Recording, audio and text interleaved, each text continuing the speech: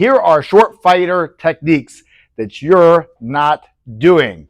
If you're a short boxer and you think the key to being a great short boxer is to box like Mike Tyson, then this video is for you, and you need to watch the entire thing until the end. And if you don't, you're going to not only continue to struggle like you are struggling, but actually start to struggle more as you go up levels in boxing. At the end of the video, make sure you stick around because I'm going to talk about how my 5'7" light heavyweight fighter that had to fight a 6'3" guy, I'm going to tell you what I told him in the corner that helped lead him to victory. So make sure you stick around for that. Let's get into it.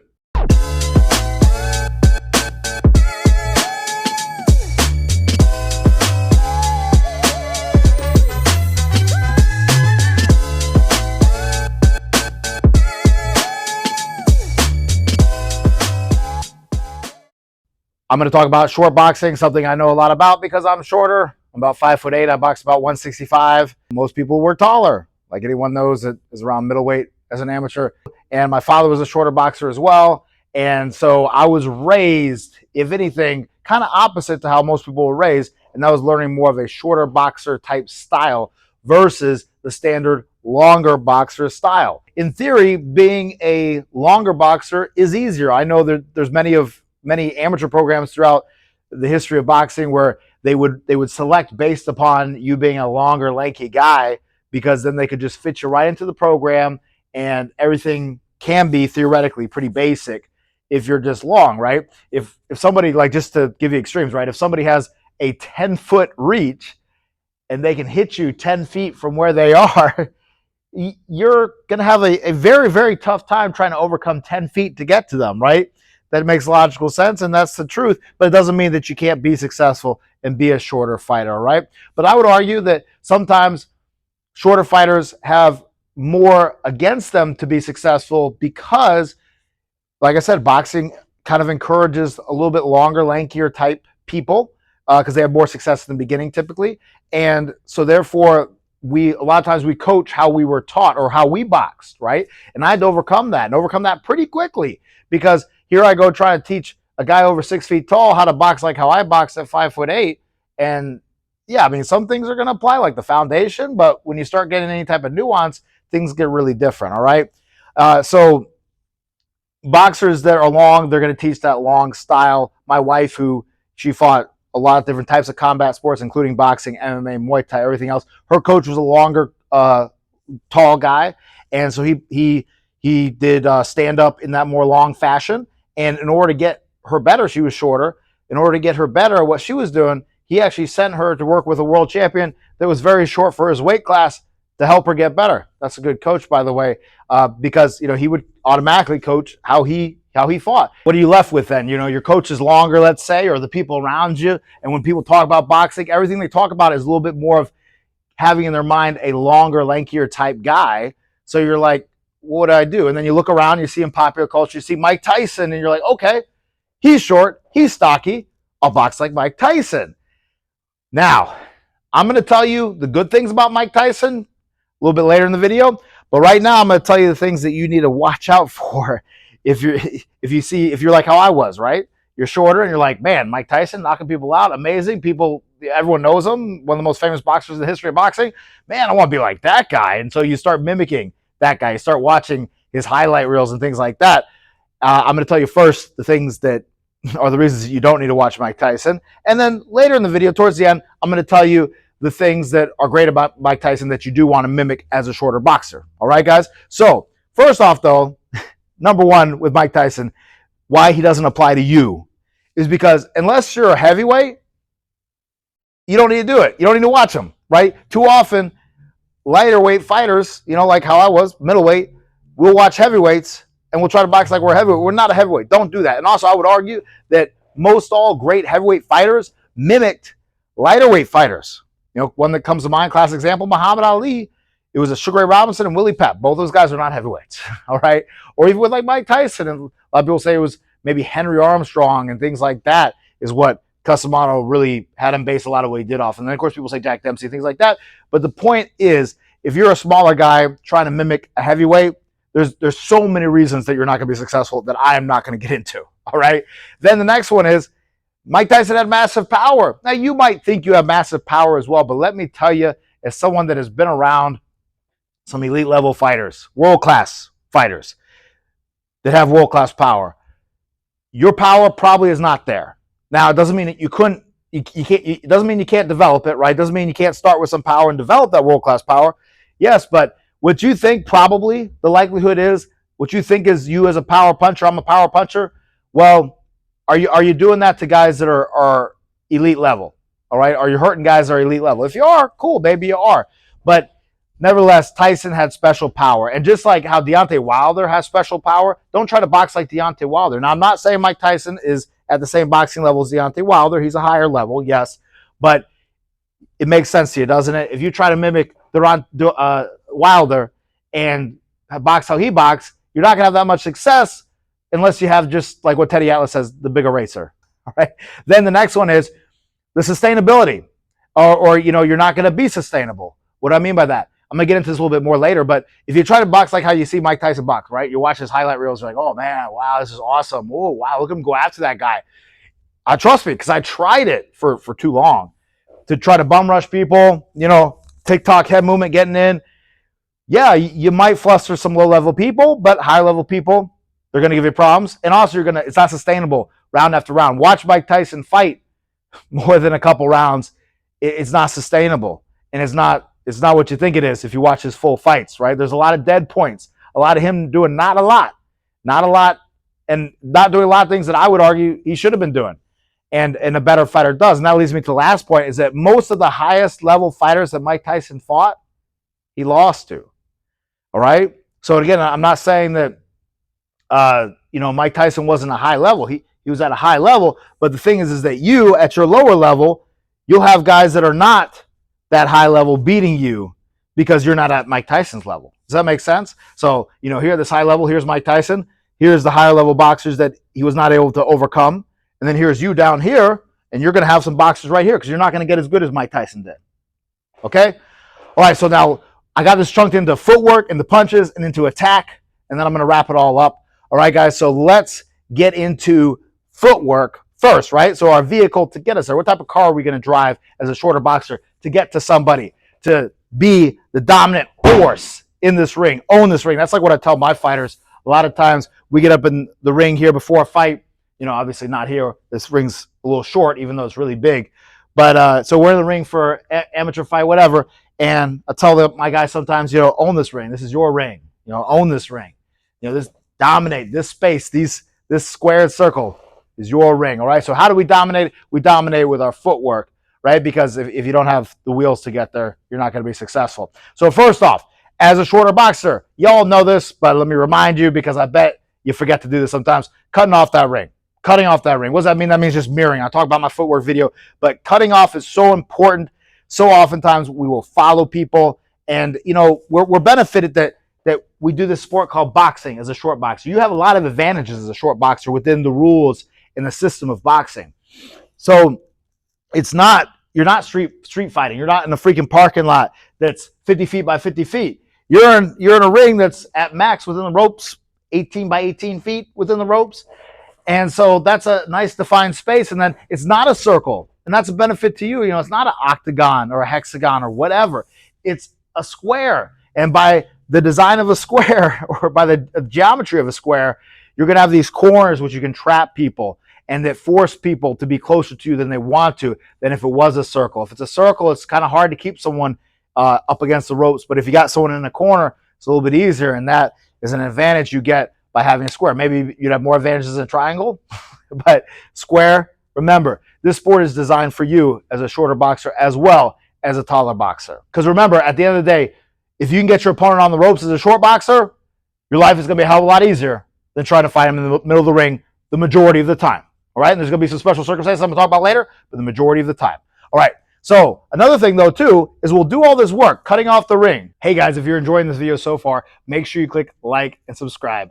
I appreciate your support. Get good at cutting this ring down and everything else, and not letting them off and not chasing them, right? Which means following, right? We'll cut them down. We'll get them to the ropes, let's say, but then you jump the hell out. Don't do that. Don't do that. Once you get there, stay there for a little bit, right? Don't just show up to the party and then freaking leave. Show up to the party and have some fun. Do what you do. Don't go back through all that work again to try to freaking get to where you are right now.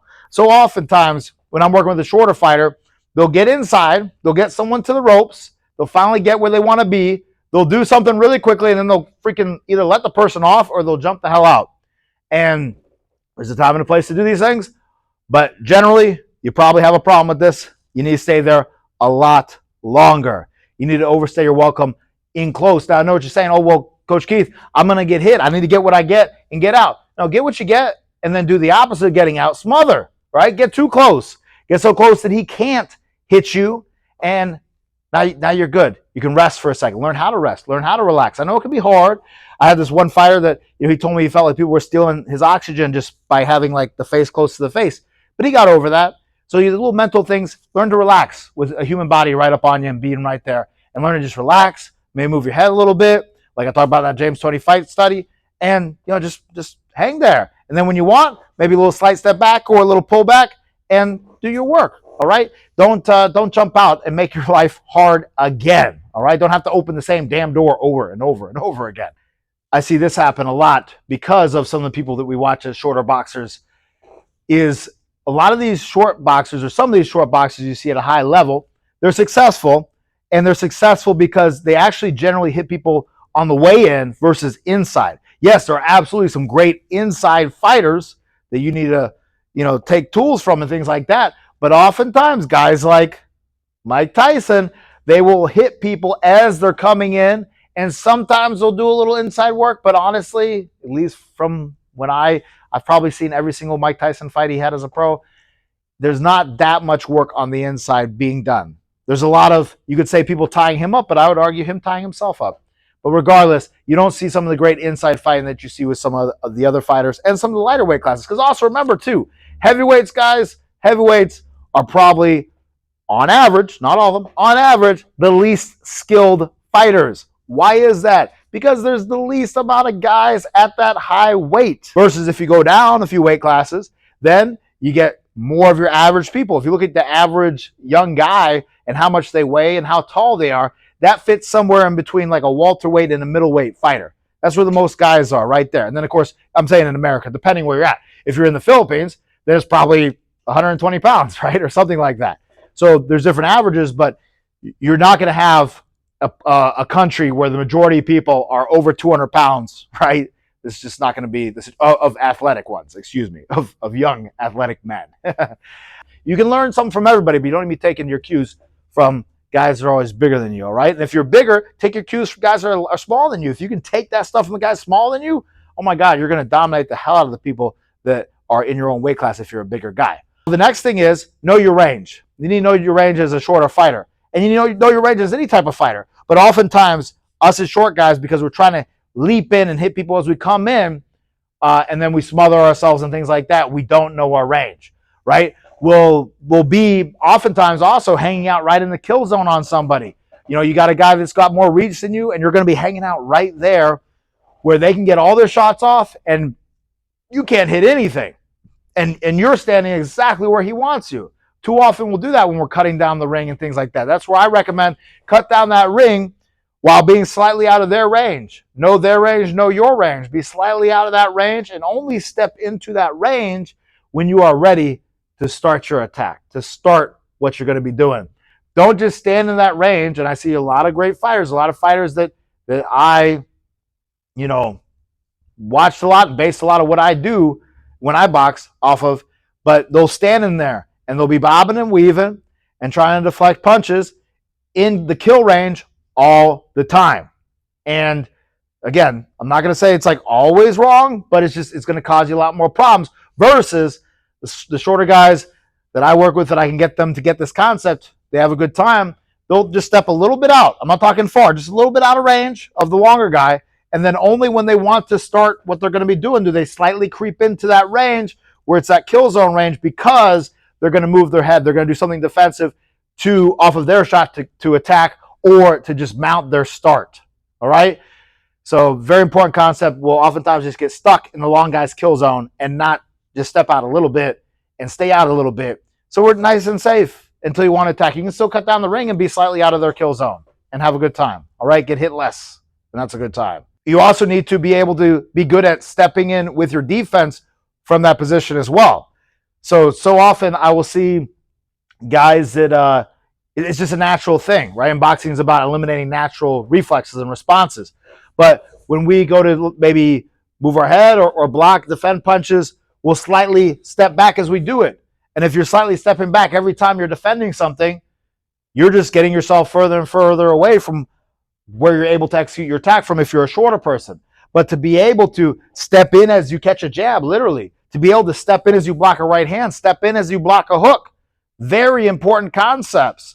And to be able to, like, if someone shoots 1, 2, 3, you're here, boom, boom, boom, and you get closer as you do it. I'm here, boom, boom, boom. Like that, I just come right in as I defend. So they're throwing their shots. I'm closer now, and I'm able to launch my attack versus slightly out. So when you do launch your attack, you're not there for it. And that is obviously going to lead us, when we start talking about punches, what punch selection we choose as a shorter boxer as well that you're probably not choosing. All right? Now, also, that leads me to the thing similar to what I talked about with Mike Tyson about not sustainable is don't waste energy rushing people all the time. Again, if you're short, if you're strong, you're like, man, I just want to bull rush the hell out of this guy, freaking beat him up. But a good boxer mover is just going to be moving, and he tells that you want to freaking go after him and you want to get all scrappy, and they're just going to turn, and then the moment you stop and you're like, that was freaking tiring. Good long boxer, turn it on him. That's the best thing to do. I know on the opposite side, I know I've experienced that, but I've also had fighters that are longer and lanky, and our opponent's bull rushing us, and we'll just evade, make his offense ineffective. And then when he's kind of tired of trying to bull rush, okay, now's our time, right? Maybe the first round is hell, but 2, we're going to start beating him up, and number 3, we're going to beat the hell out of him. All right, so don't be that as a shorter guy. You got to pace yourself. You know, you can still be mental pressure, slightly outside of someone's range, and with feints and whatnot, but not just be freaking bull rushing nonstop. And again, there's a time and a place sometimes to explode all over somebody, but don't go in there thinking you're going to do that all the time, because you're not.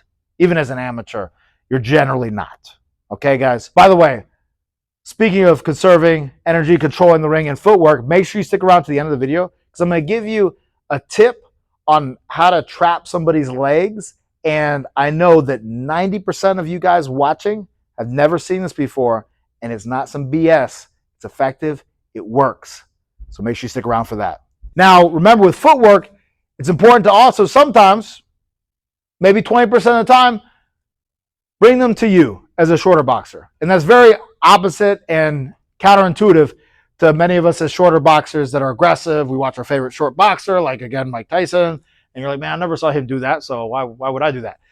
But it works. I remember not that long ago, one of my fighters fought a very, very tall guy, and we literally outboxed him. And we outboxed him like in a very classic way.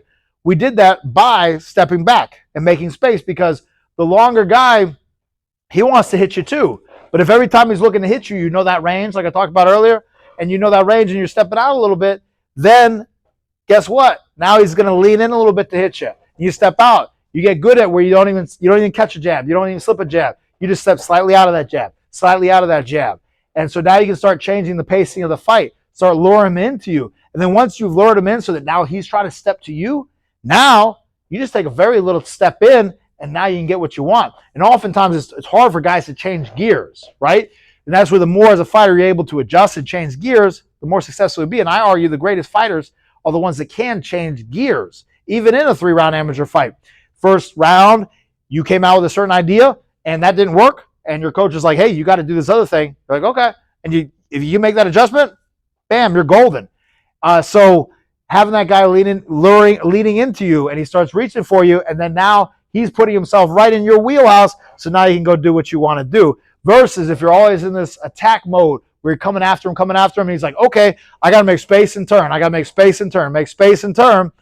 Then that's easy for him to do. But if you can lure him into you, sometimes, like I said, about 20% of the time, get the longer guy to give up his reach and to reach for you, and then you switch it on him. You go after him again, blah, blah, blah, blah, blah, and you work him hard for a little bit, work him for half the round, whatever. And then Now you're back out again. And he wants to try to get back on you. No, you're not. You're not allowing him. You're stepping out, lure him in, get a counter shot because now he's stepping in, get a couple counters off, and then you're back to that movement again. It can work beautifully. Now let's get into punches, guys. So talking about punches as a short boxer, right? Oh man, the short boxer, your number one punch needs to be a left hook, doesn't it? It doesn't need to be like a big overhand, right? I remember there's this one short boxer I worked with that he was boxing before he started working with me, and he was all about that overhand right. And while, yeah, good punch. It's good things. If it hits people, great. We're good, right? Same thing with the left hook. But as you guys know, but you need to remember as a short boxer, the jab is still the most important freaking punch. And the more you stray away from that as a shorter fighter, I argue the more trouble you're going to have, all right? And the less you're going to land the shots you do want to land. If you're jabbing a lot as a shorter fighter, one, that's the longest punch to throw, right? You have the most reach on it. So you're going to minimize how much your reach is nullified by a longer guy. But also, if you're jabbing someone's freaking face off and you got hard jabs, they're worried about the jab now. They're worried about something coming up here. So therefore, when you do your Mike Tyson style leaping left hook or Floyd Patterson leaping left hook, you're going to actually probably land that if you've been doing some hard jabs. But if all you do is just the freaking leaping left hook crap, then that is a situation where a good boxer is just going to stab you with the jab or dig a hard right hand into your face as you jump in. Okay? So again, that's where that jab is so important. We have to remember that that when we jab as a shorter boxer, it's going to be different oftentimes than a longer boxer, right? Think about the classic jab that a longer boxer throws. They maybe just step the lead foot and then they step right back and they leave the back foot. They just step out, step back because they're just stabbing, coming right back. It's like a fencer, right? They're just stabbing, coming right back. But if you as a shorter boxer, if you stab and come right back, unless your goal is to just do that one time and then do something different the next time, you're not going to be very successful. Why is that? I remember this one woman fighter I had who was shorter. She went to nationals 3 times for Golden Gloves. She got stuck in that habit as well because she would start watching a lot of taller boxers that she liked. She liked Michaela Mayer and a lot of other boxers. So she'd watch those girls and she would stab, come back, but she's freaking short as hell. So she'd stab, come back. And so she went into range where she could hit, and then she went right back out to, if anything, the exact range the girl would want to be at to hit her. And if the girl stepped back out of the stab, right? You step in with that stab punch, they step out. Now your back foot's behind you. You got to bring it up behind you before you step in with your next shot. So jabbing in, bringing that back foot, like I talked about in my other videos, having that foundational base where you can do that. You need to be able to do that as any type of fighter, in my opinion, even as a longer boxer. Because, man, you hit someone that is shorter than you and you hurt them with that jab, they fall back or whatever, you need to have that back foot behind you sometimes so that you can go different places and not just return right back to where you were, right? Because someone can come in and get you. All right, and again, it's going to happen all the time. You do this, you're going to get killed. No. These are just things that you need to be aware of and to consider. All right, now, with the jab as a shorter boxer, you need to do something that I know some people are going to, I don't know, you might disagree with this, but maybe you're totally going to get what I'm saying. You need to come in straight with that jab. Yeah, you need to come in straight. Oh, no, Coach Keith, you're going to get killed. You got to come in on an angle on that jab. You got to come in on an angle on that jab. That's what you got to do because you're just going to get freaking nailed if you come in straight on that jab. Well, let me tell you a quick story first, and after that, I'm going to tell you the technique and analogy behind it. So, again, going back to my wife, right? So she would work with her coach, her main coach, who was a longer guy, and his jabs automatically were a little bit of a turn on it, like many of us are taught to throw a jab, and like many people do naturally. They naturally slide over a little bit with the jab. A lot of times I notice. It's hard for people jabbing straight a lot of the time. Now, like I said, he would send her to another coach that is a very, very short fighter, and with him, it would not only always not be single jabs, it would be double jabs, because as a shorter person, oftentimes the double jab is what you need to throw in order to get off your other shots. But secondly, it'd be jabbing in straight, because think about it. I'm about to tell you a good rule in boxing that if this is true, then this makes my point true. You ready for it? You ever heard this one? Very true. Don't go straight back when you box. You've heard that, right? And that's a pretty darn good rule. Doesn't mean you're always going to get killed, but if you go straight back, make it 1 step, maybe 2 step max, and then you need to cut off to the side. Don't just freaking go straight back, because if you go straight back, that's what's going to end up happening eventually. This is a ring. You're going to end up on the rope. Now you're going to be where he wants you. And it's very easy, in theory, for someone to just come after you with punches straight in. So if that's true, that you don't want to go straight back, and you're a shorter fighter and you want to be aggressive and come after somebody, what do you want to do? You want to come straight in. Now, of course, we can do a lot of things as we come straight in. We're not a sitting duck coming straight in. We're not stuck where like we have a pole up our back and our head and body has to stay like this as we jab. And our only way to avoid punches as we jab is to slightly sidestep. All right. It's all about what tools you're working with. And this brings me to an analogy. I was talking shooting pistols with a guy that teaches shooting firearms and whatnot.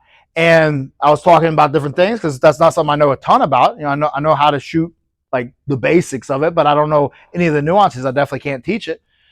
And he opened up my mind to something, and that was that the like police force, things like that, they shoot different than you're going to shoot if you don't have the tools that they have. So what is the tools that law enforcement have? They generally have that vest on, bulletproof vest. Because they have that bulletproof vest on, they don't want to minimize how big of a target they are by being sided up because the bulletproof vest is here and here. If they side up and they try to shoot a pistol, guess what? That's more likely that a shot, when they shoot for the mass of the, when someone shoots at you for the mass of your body, is going to go in this way where there's no protection. So since you have a certain tool, you change how you shoot. He told me, when you shoot, you stand squared up with that pistol, shoot, shoot, shoot, shoot, shoot.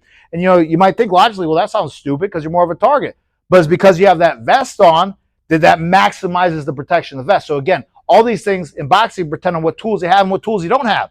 If you don't know how to do some of the other things I'm going to be talking about, then yeah, that's a situation where like you got to jab off the side here and here with your feet and not coming in on a straight line all the time. Again, coming off the straight line with your feet is fine too sometimes. But if that's all you do, you got a good mover on you, which most longer guys are going to be better movers, hopefully, at a higher level. You always jabbing off to the side as you're coming in. You jab off to the side. He's over there. He wants to be further away from you, and you be at an angle so that he has more real estate to take over in that ring. But if you can drive him straight back, get him to do what he doesn't want to do and his coaches told him not to do, which is go back in a straight line, which is very natural and very easy for people to fall into, that's good for you. All right? And you overcome the distance the quickest. Now, again, you need some tools, though. You need the body armor. What's the body armor? Body armor is you need to be able to catch their jab as you jab. You need to be able to be boom, right there, so that as they shoot their shot, their straight shot that you're on the line for, you're going to get killed by, you can have this hand in front of your face that can stop any shot coming up that straight line, any shot. And I tell you this because I've done this multiple times. This is all I did when I boxed, was I freaking jab and catch somebody. Now, the caveat to that, sometimes someone has a longer jab and they jab you same time, that's going to stop you on the first jab, right? You might not get past. If someone has longer arms than I do, I'm here, their jab has got me stuck here, and I have another few inches I need to throw or need to overcome in order to hit them. So again, that's where the doubles come in and things like that. That first jab, if I got stopped on my step in, then I maybe need to shoot that double after that. Okay? So these are where these things come into play. Or you could get past it by stepping in and slipping off to the side as you jab. Right? You could go to the inside of the jab like that and step with it, or to the outside, the more classic way, and slide in with the first jab to get past that long pole of a jab they have, and then bam, bam, maybe throw another 2 or 1 jab after that to throw your shots, okay? So I would recommend strongly getting very good at stepping straight in with that jab, but being able to catch as you do so and bring the head offline as you do so, because then you won't get railed by the shots that everyone says you're going to get railed by, and you're not going to waste this time always doing a lateral step as you come in, coming in at an angle with your feet. Okay, I hope that makes sense to you guys. Now, remember, as a shorter boxer with our punches, granted, everything has a move for it. Everything has an answer. You know, if you're a good boxer, you have an answer to every answer they have. So we're not playing checkers, we're playing chess. So what is the other thing as well that we need to keep in mind with our punches, right? You're always starting with that jab. You're like, man, Coach Keith told me to always start with that jab. So, but I'm short, so I'm going to do a double jab, or I'm going to do a triple jab, and I'm going to catch, I'm going to slip my head as I jab. Now, sometimes you're going to have a boxer who's going to make you pay for that too. They're going to make you pay for it. They're going to maybe slip past your jab and hit you with the right hand for the body, right in the ribs, and you run right into it and you freaking break your rib. I've worked with people where that's happened. And the way you avoid that is by also having some different punches you start with. So the jab is majority of the time, 80-20. 80% of the time you're starting with a jab. And again, you're starting with it from different ranges. You're starting it as a counter punch sometimes. You're starting with it as a lead punch, double, triple. They don't know how many it is. You may be feinting before you're starting it, things like that. But then also sometimes you're starting with other punches. Now, what other punches are you going to start with as a shorter person? Are you going to lead with an uppercut coming in? No, don't do that. Are you going to lead with maybe hooks to the body? Generally, I'm not going to say it won't ever work, but generally that's not a good idea either. The punches that I personally recommend that you lead with, outside of course, of a jab, is going to be that lead hook, because it's going to get there very, very quickly. That's the advantage of it. And you can even, catch as you lead hook. I've done it, all right? And keep your darn chin down. But you can even stop that straight right hand coming as you lead hook if you're a little concerned about it. Because I used to just love to rail people with a lead hook. I love people to freaking stab people with a jab as hard as I could and rail them with the lead hook as hard as I could. And sometimes I'd be a little bit worried about the shot coming inside the lead hook. So I put that hand in front of my face as I did it. And sometimes I would stop the right hand that was going to try to take me out as I was going to try to rail him with my left hook. All right? So you got the jab, got the lead hook. And then the third one to that would be the right hand, the straight right hand. All right? Now, as a shorter boxer, you need to work on overcoming space with those punches, because unless you just maneuver yourself in defensively as you're catching, slipping, and whatnot to shoot that shot, you're going to have to step in with that right hand. You're going to have to step in with that left hook. And we'll talk about that a little bit more when we talk about attacks. Then the last item as far as punches goes is you're a shorter boxer, learn how to love hitting people to the body. And what's cool as a shorter boxer, you don't get hit in the body much. At least in my experience, you got people chasing your head a lot, because as a taller boxer, they're reaching down for that body. That's a harder job to do. But you're going to be going for your head a lot, and that's why it is a good idea to have more head movement as a shorter boxer, because you're going to have generally more headshots that you need to worry about. Now, you go down for that body because that's your level, right? You got a really tall guy, their body's like right here on you, and it's right there to get. You can get it with a jab. Like Dwight Mama Kwai, great jab of the body. You can get it with the hooks to the body. You can get the liver shot and all those things. And so working that body, because remember, that's what's most available. Then, as steal a quote from Teddy Atlas, I like his analogy about taking air out of the tires, right? It's like you got a car, and it's really like that, taking air out, where it's like it's not a flat tire right away. It's just their motor now is not as, it's sputtering, and they're just running out of that energy. And like you guys know, like over the course of even just a 3-round fight, I remember this one fighter I had probably about a year ago. He did an excellent job of breaking someone's body down in the first round and a little bit of the second. And then by the mid of the second round, the guy started sputtering. And by the third round, our opponent was stationary, so he didn't have the movement he had. That made our job easier. And then my guy started really railing headshots on him, and it all just came together. Obviously, you know the classic thing too. You're working someone's body, those hands drop down. So as a shorter boxer, you're able to get up top. But then also sometimes, frankly, when there's a big height discrepancy, it can be hard to throw headshots. So you need to get really good at, because oftentimes when we hit the bag and things like that, we'll punch like right where our own freaking head is. And if you're short, boxing people taller than you typically, you need to be aiming up here, popping it up, get good at throwing your hook up here, things like that. But sometimes if there's a huge height discrepancy, they're really high up there. But that's where I argue, if you work that body, you'll get them dropping levels a little bit, right? Breaking down a little bit and bring them down a little bit so you can get the head a little bit easier as well. Okay? And the last thing is become a master of short punches. So often we'll only work at punching in optimal range, and rightfully so. Okay? Rightfully so. I'm a big proponent of throwing your punches at maximum leverage range. What does that mean? That means that, man, if I want to hit you with a freaking baseball bat, there's a range that I hit you with it that's going to create the most power, right? If I'm chopping a tree with an axe and I like the tree's right here and I try to chop it right here with the axe, it's not going to have maximum leverage and power. So there is a place, and that's where guys like Tommy Hearns, fighters like that, and any fighter has that maximum range that creates the most power, all right? Just because it's shorter doesn't mean it's more powerful, right? But, and so as a beginner or just learning your basic punches, people do tend to smother the punches, I notice. Like people, when they're learning how to throw punches, they tend to lean, they think they're T-Rex and their punches only come out that far. So you need to work on maximal reach on your punches to create maximal power, all right? It's very important, because I find beginner boxers tend to underestimate their range, so therefore they smother the punches, versus overestimate, okay? Where a great guy knows the end of his range. So that's the thing that we all need to know. But you as a shorter boxer, spend that time as well more so than a longer boxer, being able to work on the inside, throw very, very short punches. And just remember the punches aren't going to come from the arms. They're going to come from the shoulder rotation. They're just going to come from turning the body and putting the fist and squeezing right when it comes, and that's it. Just that turn, and that's it. It's not going to come from doing stuff like this. Become a master, and I'm not going to talk about how to throw short punches, but become a master of short punches. Work on short punches endlessly, because the better you can hit somebody on the inside as a shorter boxer, the more successful you're going to be. Because think about it, you're hitting them as they're coming in, like Mike Tyson or a lot of these guys, but then you're also working them on the inside like these great inside fighters. Let's talk about how to attack, okay?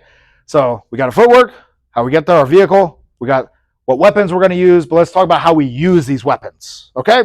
So you need to be able to start very quickly with your punches. If you're a slow guy with your punches, you're going to have a tough time as a shorter guy. And that's where that more explosive, quick ability is very important as a shorter boxer. So be explosive off that back foot. Be able to snap in with your punches and cover ground. Sometimes you do want to cover more ground than is the standard, right? The basic boxing philosophy and modalities that I was taught is like about 6 inches of a step, which is about the size of a dollar bill. Sometimes you do want to actually cover a little bit more. And so there's a few different ways to work on that. One of the easiest ways, besides obviously just basic technique of shadow boxing and things like that, is to put a band, right? You have one of those exercise bands, strap that around your waist, like put yourself through it on a waist, put it on a pole or some type of stationary object, and work on just launching off that back foot as explosively as possible with your jab, with your right hand, with your left hook. There's this one fighter I have that he's got 10 fights under me, and he's 5'4", boxes about 147 pounds or so. And he became very good with just this one little tool of using that band to shoot. Because one thing, I like the band on the waist. I don't like it up here because that encourages leaning. When you have it on the waist, then the hips, everything comes with you, and you don't have that lean in the body. Because like we all know, as a shorter boxer, you don't want to lean. You lean in, you're not in a position to move as well. You're more susceptible to the uppercuts, or for someone going down on your head and turning you, and you just freaking falling through the ropes, right? So put it around your waist. But man, he got so good at being, because of that snap push off the back foot, at being seemingly out of range of somebody, and then all the way from out of range, they think they're safe, bam, they get hit by a right hand. They're like, holy crap. And so with just a little bit of practice over a little bit of time, using something like a band to help with your explosive step in with punches is going to be very effective, because it will keep your guy off center. He won't be expecting you to throw. But again, if you're slow and plodding with your attack, typically, think about it, that long guy has more time to react. And so he sees that coming, and he's just going to make you pay.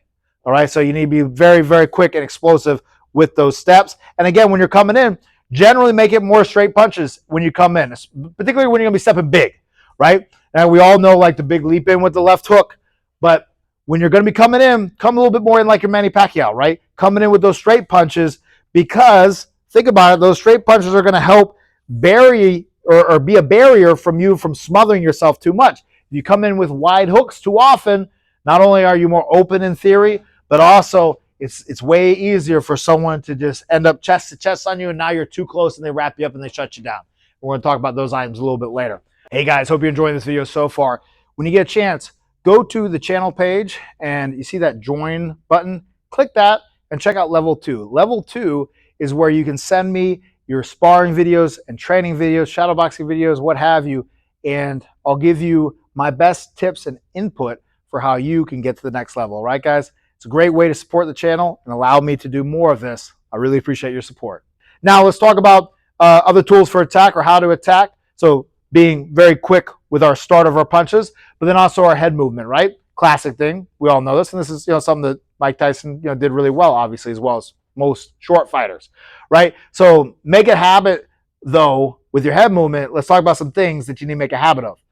One is, I see too many short guys do this, and they typically, at least from what I've seen in the gym and whatnot, and in fights, they typically pay for this mistake. So don't you make this mistake. I'll see shorter guys, they'll move their head. Like, one is staying in range, moving their head just because they're like, dude, I want to work out. Like, stop working out so much. Just be out of range for a little bit until you're ready to do what the hell you got to do. Then once you start to creep into their range, then you can start your head movement. and then do what you're going to do. But don't just like stand there and move your head. Now, a way that people move their head that's a big mistake as a shorter guy is they'll move their head to their rear side first. I highly recommend you don't do that. Okay? Now, it doesn't mean you're going to get killed. No. I mean, like every time you do it, no. Just don't do it often. Because often, I think of 3 of my short fighters right now that when they tend to kind of, they used to have that habit of slipping to their rear side first, they would get hit by right hands. Why is that? Because think about it as well. Oftentimes, when you slip to this side, a lot of times you want to come back with this shot. It's going to take a little bit more time than if you go the other way. If you slip to the inside a little bit, and even sometimes it's easier to step in and cover a little bit of ground with that slip, now you're in a position to come out very quickly with the jab or the lead hook. Versus here, people tend to lean back a little bit with that slip and everything else, and they're going to come with this hand. They're going to get hit probably by a right hand off of a jab that they're slipping, and it's just not going to be effective. Versus if you step in as you slip and the shot goes right past you like a jab or even a right hand, bam, bam, you do what you do off of that and take that step in, covering ground as you're slipping. So either a dip or a slip to the lead side, I recommend doing the majority of the time and only sparingly slipping to your rear side first. Okay? Remember, head movement can also be that feint. And that's where if you are here and you like that, it looks like maybe a right hand was coming. They don't know. So remember those dips and head movement like that, that jerky movement with the head can serve not only as a way to get away from a punch, but you can literally do that move and somebody will react to it. And even if they don't react to it, like by throwing a punch, they'll react to it with their body and their thought, and then you shoot a shot right after that, you're going to get in. I did that plenty of times when I boxed, and it worked the vast majority of the time. Now, be ready for when you're coming in. You need to be very, very, very ready for jabs, crosses, and uppercuts. And I say crosses for a specific reason because it's not even because I'm just with my own way that I talk, and I was raised on boxing and whatnot. You just have a straight right hand, right? A straight right hand is a straight right hand. Okay? You could say it's a 2. That's what it is. A cross, though, is where you're actually crossing over a punch, right? So typically a jab. And so, if 2 orthodox fighters are fighting each other, the guy shoots a jab, you slip that jab, and you cross over it. You as a shorter fighter, it's very easy for someone to cross over your jab with their right cross. So you need to watch out for that. You need to watch out for the jab when you try to come in, watch out for their cross coming over, and then, of course, watch out for the uppercuts because you're down there for their uppercut. Right? So become very good when you launch your attack to be ready for those punches to hit you. Now, how do you deal with that? Again, like I talked about earlier, just putting this hand in front of your face is going to stop a lot of that. So I shoot my jab. I'm stopping a jab. I can come up a little bit higher here to stop the cross. And the uppercut is going to be interference here with my hand. Okay? I could put it here, but even here is going to interfere. So I just come here. I like to just hit the shoulder right here, chin down behind it, and it's very hard for someone to slide over with it. And you might be saying, oh, well, that opens you up for the hook. Well, yeah, of course, everything opens you up for something.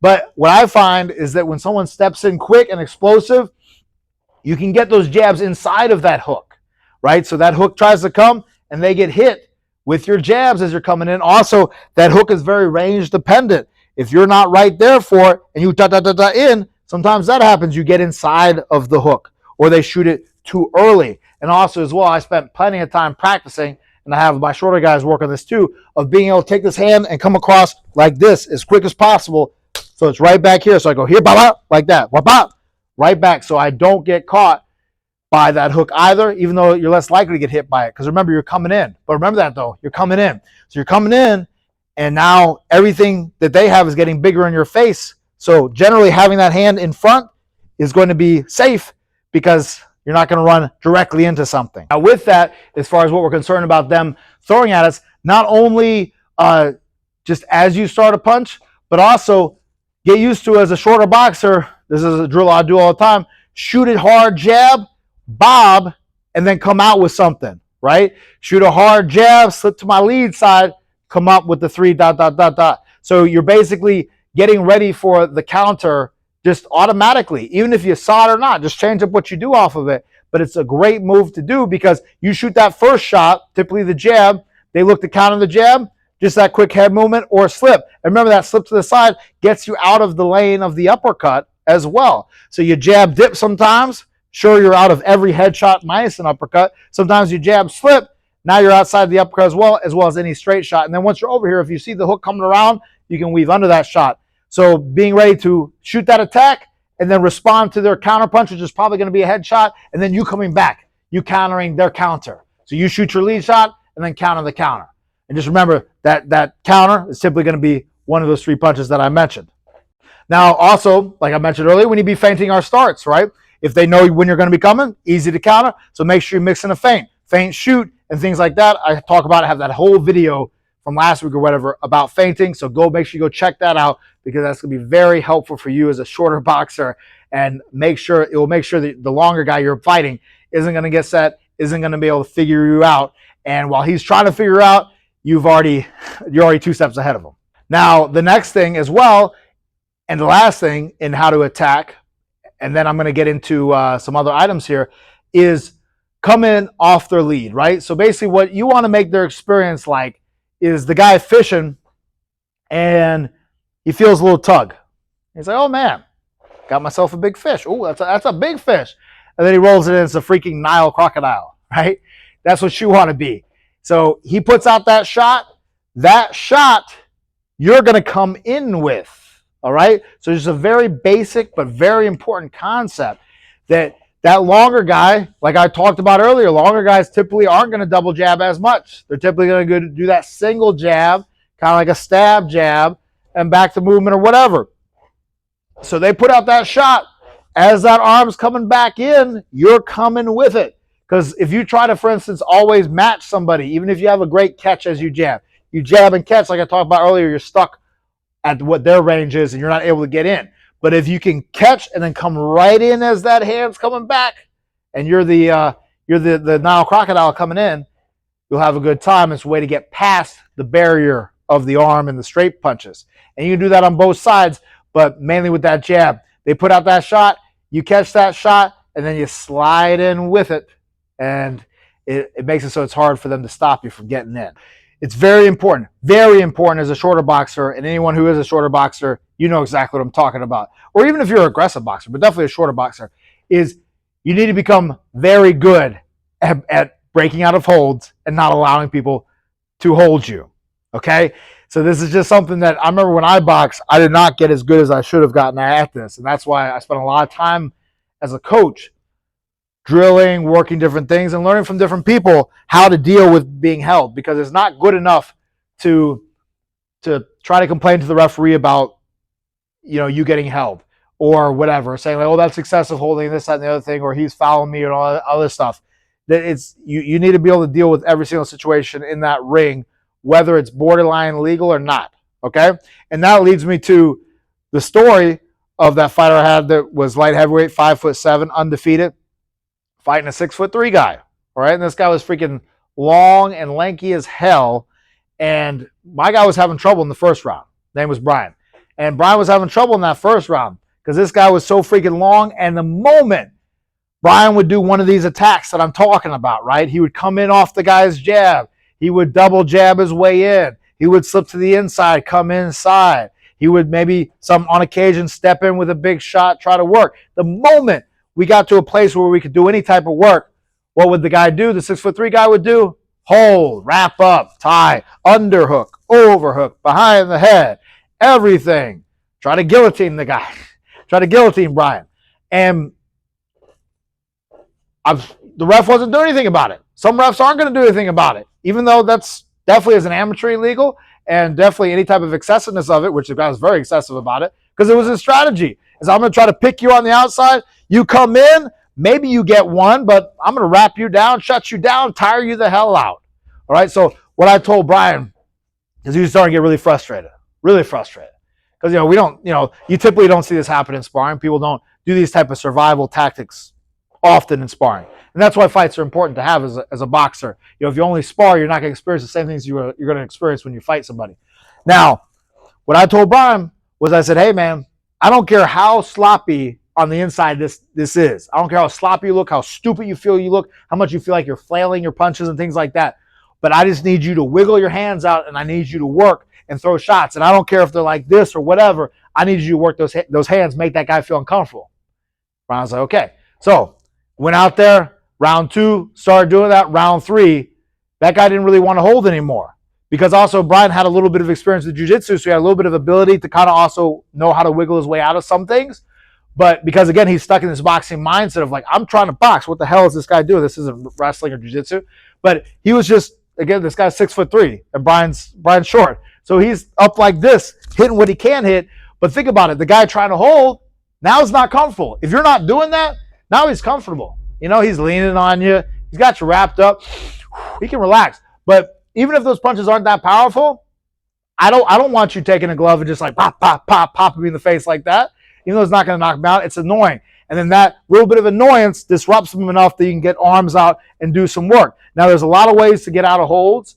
And I'm going to do a whole video where I'm going to demonstrate all of those videos, all those holds, rather. And I can't promise when I'm going to put it out, but I'm probably put it out soon. I'm probably going to take one of my fighters and just have them put me in different holds and show you all the different ways that you work out of someone that has underhooks on you, overhooks, has you behind the head, has you basically like in a guillotine position. Because you have to know, as a shorter boxer, how to deal with all those things. Now, we need to know how to do that, okay? And I'm not going to be able to give you all that information here, but I'm going to give it to you in a video soon. But let's talk about not even allowing that opportunity to happen. In which, by the way, Brian got the big W, unanimous decision against this 6'3" guy because he freaking made it messy and he made this guy uncomfortable on the inside.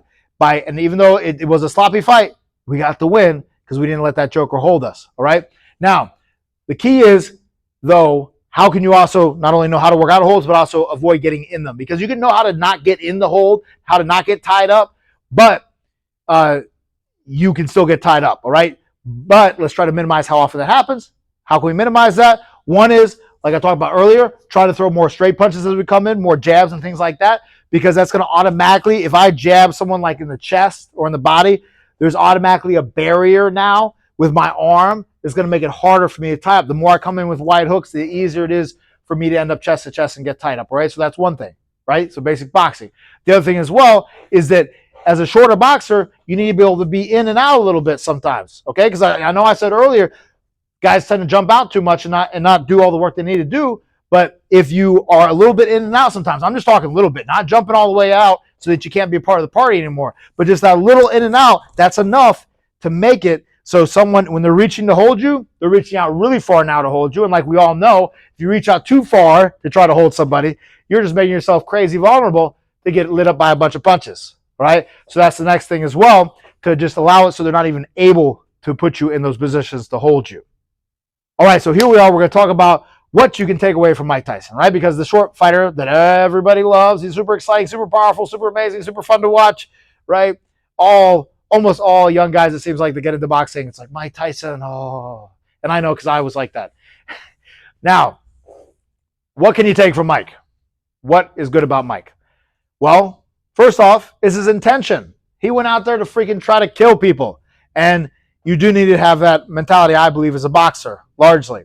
If you're, I mean, at least you can make the argument that if you're too far away from that mentality, you're going to have a tough time. And you're going to have hurdles to overcome. Versus if you got that meanness that Mike had, and that animalistic type attitude of, I don't care what I do to you, I'm going to hurt you, that's a good thing. You want that. You definitely want that. And then number two is the explosiveness. He was super crazy explosive, and we want to strive, I think, as a shorter fighter, to have that type of snappy, explosive ability. Now, he also, how he threw his punches, the way he threw his hooks and things like that, it's a thing of beauty. You definitely want to, especially like when he was training, you want to strive for, I believe, throwing a lot of those punches with that same exact type of rotation and everything else that he does when he's training, that helped solidify the power. Because there was raw power, but then there was also refined power with Tyson. And also Tyson threw some amazingly beautiful shots sometimes. Like I remember that right hand he knocked out Francis Botha with. That is, like, to me, the most classic short right hand that I teach my guys all the time. That, man, it's just, beautiful shot. And so, again, I say Tyson didn't fight a lot on the inside, but, man, sometimes when he did, it was just phenomenal. It was just few and far between. His fast head movement, his angles, right? We all know the highlights, right, of the awesome TikTok stuff and weave and underhook to the body and cutting angles and switching stances as he cuts angles. That's actually a little caveat side note I left out for footwork. As a shorter fighter as well, I say you need to be okay with sometimes if you got somebody right here on the ropes or in the corner and then all of a sudden they shoot over here. With a little bit of experience, you need to be able to switch, bam, go after them with a southpaw jab, and right away, so you don't let them off the hook, okay? And then the last thing with Mike Tyson, number 5, that you can take from Mike. So you notice I had 4 things that I think are not ideal things to copy, that are reasons why you shouldn't try to be a Mike Tyson carbon copy, but I have 5 things that are great about him, all right? The last one is the chin. That chin was down. Yes, you could say, oh, it was all those, his thick neck that was, 20 inches or whatever it was, and all the neck bridges and stuff like that. He did Yes, like that's all important. That's all helpful. Absolutely. I'm a big proponent of strengthening someone's neck, but you can strengthen someone's neck all day long. Keep your gosh darn chin down. He kept his chin down pretty darn beautifully, and that's why he did not get hurt a lot when he boxed. With what I would argue is a relatively limited defense, meaning that if all you have is head movement, you're going to be limited, and that showed against, again, the highest level. You want to have great head movement like Mike, like I'm saying, but you also want to be able to use your hands and use your feet a little bit more than what he did, okay? Now, wrapping up, I have 2 special tips for you. One way that I didn't mention to get in is to brush. Right, it's a great thing. Someone's kind of posting you, which is illegal. It's illegal to straighten the arm out and lock the elbow joint. But it doesn't mean guys aren't going to do it. It doesn't mean guys aren't going to get away with it, because it happens. But he's out like this, or even just with a jab or a right hand. You can brush that. Brush it typically to the inside, because if I brush, for instance, a jab this way, that means what? The right hand is coming, okay? So the jab comes, I brush it to the inside here. The right hand comes, I brush it this way, right? And the brush is just this. It's just this. I reach out a little bit, and I try to get them right about here on the arm, coming out, brush, brush, and I rotate with it, and I step with it. So I'm here, boom, brush in. Now that arm thrown off to the side, hopefully, and that allows me to do my jab, or even to do a hook for the body if I'm close enough, right? So I can be out here. He does his jab. I brush it, step in, hook for the body, jab, whatever, or the right hand. I can brush that right hand and step in with my right hand or whatever, or brush it, jab in. And that's a good classic way to deal with someone that's keeping their arms out to try to control you, or if they just kind of leave the arms out there a little bit as they punch, all right? Now, let me tell you about how you can trap somebody's feet. So here's that move that I had my short guy work, and I've talked to a lot of my short guys, and even longer guys too, if they just want to mess with somebody, right? A way to lock them down so they can't do anything. And I remember one of my guys, we were travel sparring, and one of my guys, the same guy that's about 5'4" and was good at overcoming distance with different leads, because we did that band work to get his foot really snapped, to get his feet really snappy and snappy off the back foot. He did this against a higher level fighter, right? So it's not just some crap that we did against some kid, right? But it was funny because my guy was doing this way to lock somebody down. I call it bike chain, right? My own little cute term for it. Bike chain. It's like putting a bike chain on someone's bicycle, right? Because they want to ride their bicycle around the ring, and as a shorter boxer, you want to take that bicycle away from them, freaking mug them for it, or put a bike chain on it, right? If they're trying to ride a bicycle, you got a bike chain on, they can't go anywhere. We got a good time. But it's funny because we were doing this thing, and we were travel sparring, and this guy's whole gym was telling their guy, hey, dude, spin, get off the ropes, pivot, man, what you doing, get off the ropes. And he was like, dude, I really can't. And he was getting frustrated and everything else. And my guy had him exactly where we wanted him. And that's again, the mind thing too, of that. If we can have our guy be exactly where we want to have him and he can't do anything about it, that's a little demoralization right then and there. All right? So what's the move? The move is you get in close as a short guy. You're going to be on your back leg. You put out that lead leg just like that, and you put it up against the bottom rope. That bottom rope now, you're pressed up against it a little bit. Your guy's right here. Yes, you are super in tight. Super in tight. You are super close. It's hard to get leverage and power on these shots right now. But we're locking down movement. We lock down his movement, so now he has his leg in between him. In order for him, and he has the rope as the next barrier. So in order for him to get out, he's literally going to have to pick up his leg over your leg to get out. There's really no way that he can get out. You keep your hands in tight, and then what you can do is take this foot, step back a little bit, shoot some shots, come back. Here, or you can just step out just that hair, shoot some very hard shots, lock it back down on them, right? So unlock, just enough time to hit him, move the head in on a different side right here. I locked him back down again with this leg. Completely shut down, almost impossible to move. For fun, try it out next time you spar somebody and try to lock them down like that. They're not going to be going anywhere, all right? And now, you know, it's funny because you have to spread your stance out. And if you watch my footwork video, oh, Coach Keith, y'all thought you said don't spread your stance out. Well, again, there's a time and a place, right? We got defaults, but we use different techniques like spreading the stance out like that to lock somebody down for different reasons, different purposes. There's a lot of other reasons I can give you to spread out the stance. But guess what? You need all the tools that boxing can provide you in your toolbox.